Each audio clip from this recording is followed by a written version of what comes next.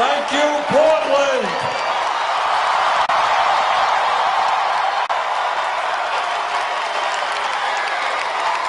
In case you hadn't noticed, there are a lot of people here.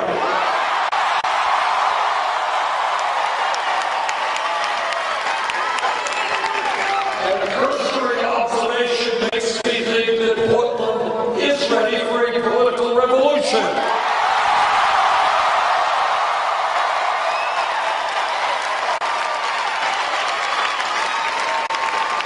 Let me thank Jim McKay, Richardson, Thermal, Andrea Zekas, and all of you for being here today.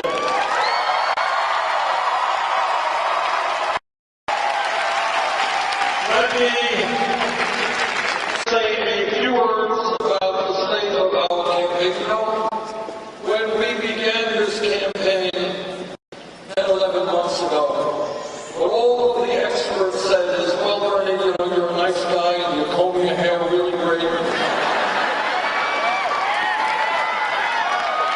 And you like your GQ approach to life. But really, you're a fringe candidate and your campaign can't go any place because who in America really believes we need a political revolution to take on the billionaire class?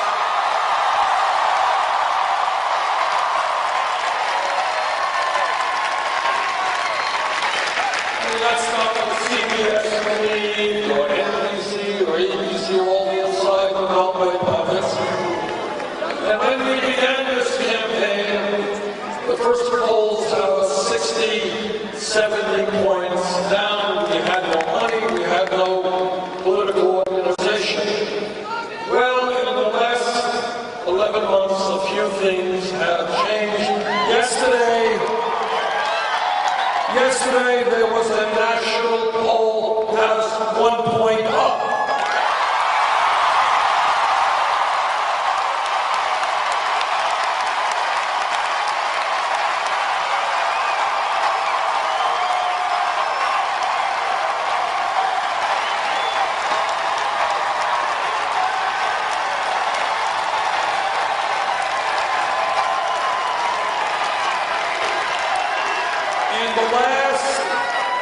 In the last number of months, we have won 11 state primaries and caucuses.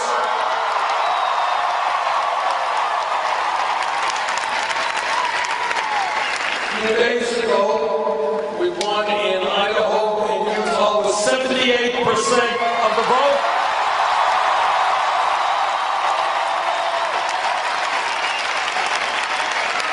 If there is a large voter turnout tomorrow in Washington, I think we're going to do just fine here.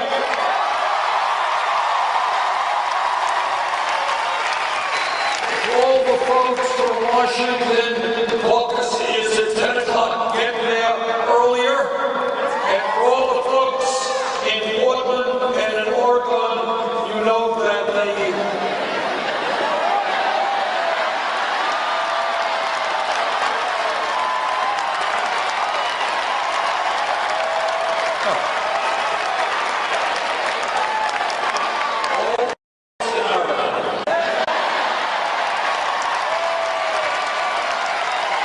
that's what happens when you roll all over the country.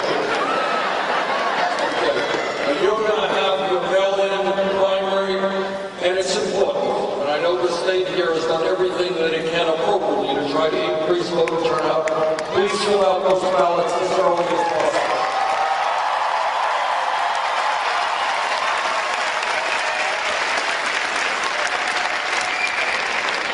Now, you know, one of the criticisms that has been thrown at our campaign is that, well, you know, Bernie's a nice guy, he has good ideas, but he can't win a general election. I just wanted to deal with that issue. All of us agree, or expect all of us who are here today agree, that it would be an unmitigated disaster for our country if somebody like a Donald Trump would have.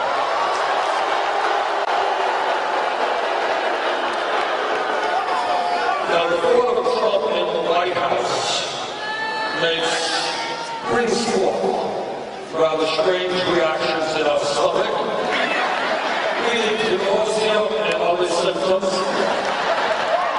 But here's the good news. Donald Trump is not going to become president of the United States.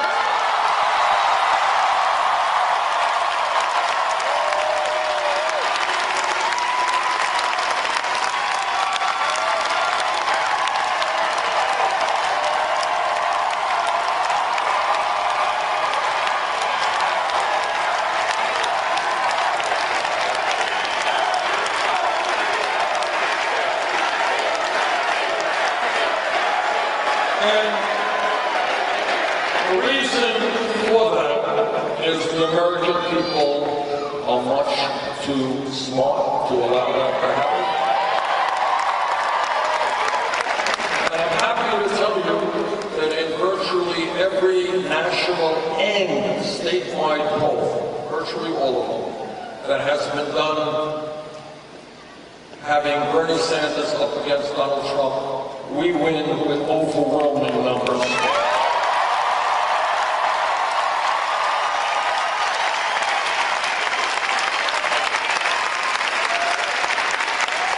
The last CNN poll, and some of these numbers vary depending on the poll, had us beating Trump by 20 points.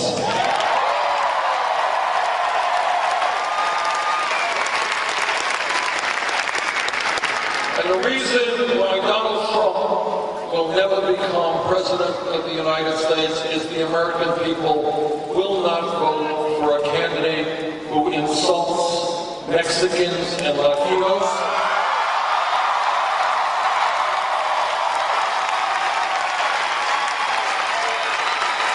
The American people understand that we are fighting a war now to destroy ISIS, a terrorist organization, not Islam, a religion.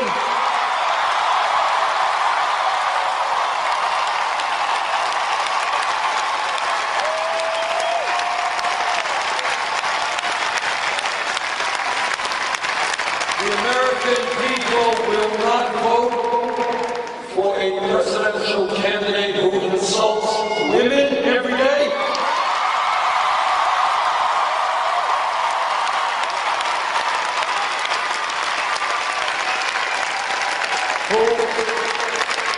Who insults veterans,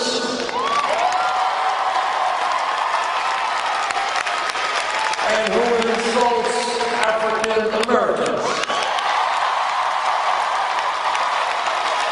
And I want you all to remember something that some people have forgotten, and that is that before Trump became a candidate, he was one of the leaders in the so-called birther movement. You remember that? And it is important for all of us to understand what that very, very ugly movement was about. It wasn't disagreeing with President Obama. People have the right to do that for sure. It was trying to delegitimize his presidency. It was trying to say that he really doesn't have the right to be president because he was not born in America, a total lie.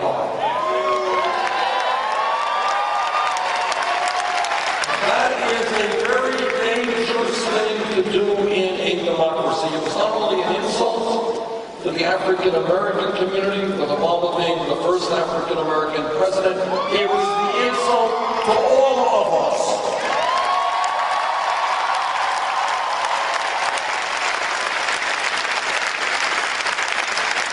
Now, the president's father was born in Kenya. My father was born in Poland. I find it interesting that nobody has asked me for my birth certificate.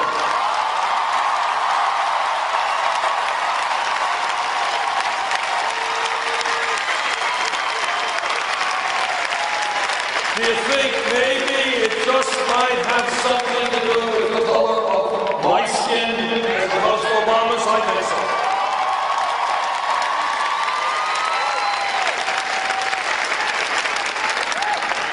Now this campaign is doing well because we are listening to the American people and not billionaire campaign contributors.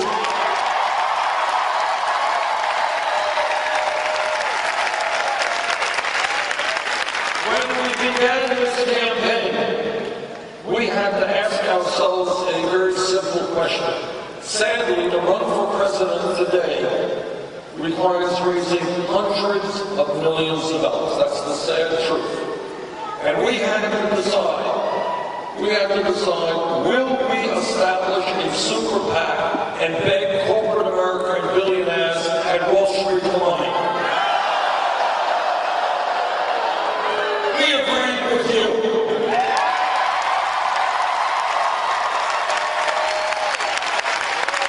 I'm the only candidate out there that does not have a super PAC, does not want a super PAC, does not need a super PAC.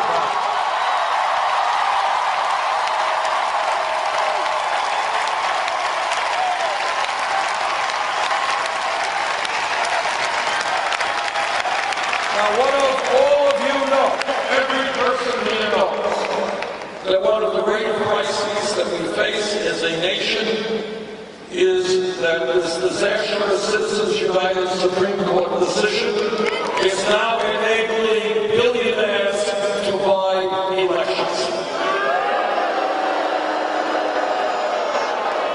And what we said is, look, this campaign does not represent Wall Street, we don't represent corporate America, we do not represent the billionaire class, we do not want their money.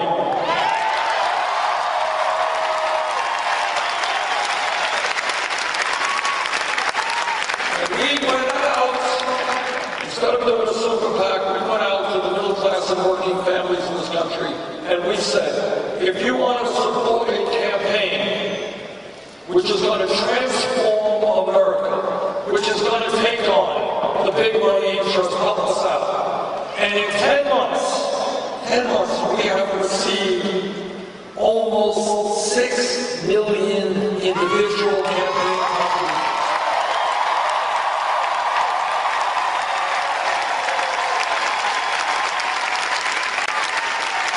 And that in itself is revolutionary, because what we have shown is you can run a national winning campaign without being dependent on big money interests.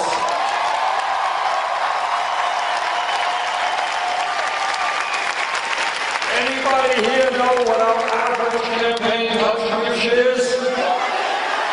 That's right, $27.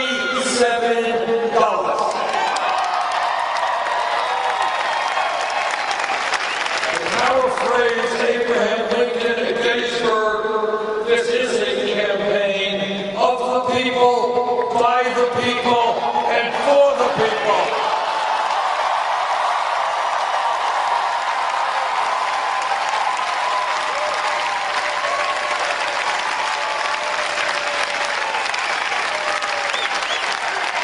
Now, Secretary Clinton has chosen another path in order to raise her campaign funds. She has established a number of super PACs, and in the last filing report, her largest super PAC reported $25 million coming from powerful special interests, including $15 million from Wall Street. In addition to that, Secretary Clinton, as you know, has given a number of speeches behind closed doors to powerful Wall Street institutions for $225,000 a speech. Now, what I have said is that if you're going to give a speech and get paid $225,000, it must be an extraordinarily brilliant speech, right? It must be a speech that will address and resolve all of the world's conflicts. It must be a speech written in Shakespearean prose. And for that kind of money, it must be a speech speech of such great importance that she should share it with the rest of the world.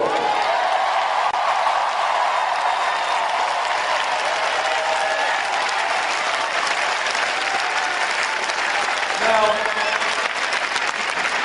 Senator Clinton has said, well, look, she is prepared to release her transcripts if other people do the same. So I am prepared this morning to make a dramatic statement. I am prepared to release all of the transcripts of the speeches I gave on Wall Street. You ready?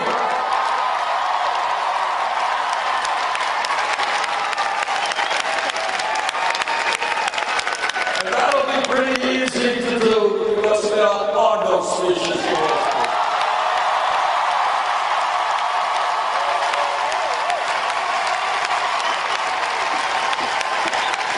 Now, I don't know, I cannot imagine why it is that Secretary Clinton got too applause for her speeches. They haven't even invited me to go to Wall Street for $20,000 or $2,000 or $2.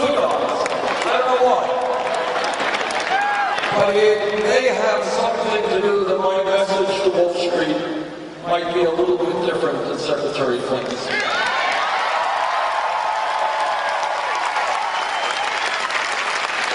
Here's what my message to Wall Street will be whenever they choose to invite me. But I got my cell phone on, I am waiting for the ring. Goldman Sachs, come on down, Bernie, we want to hear from you.